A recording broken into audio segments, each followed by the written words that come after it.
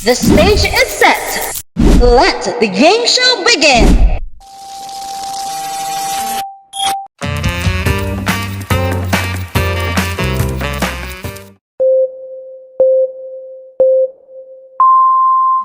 Ang unang pag-ibig ko ay madali lang. Nagkakilala kami sa summer camp, tapos natapos lang din agad dahil mag-aaral daw siya. Our longest relationship started 3 months.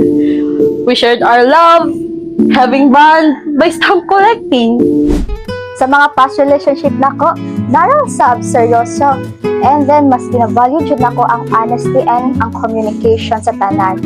Then, karon akong partner, sobra ka-amazing. I prefer short, intense relationship.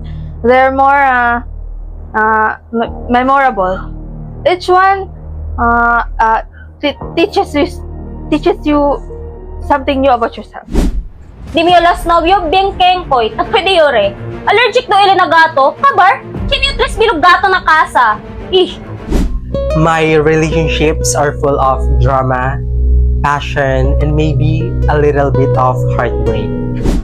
Very much awkward ah. Ipasay ka skill.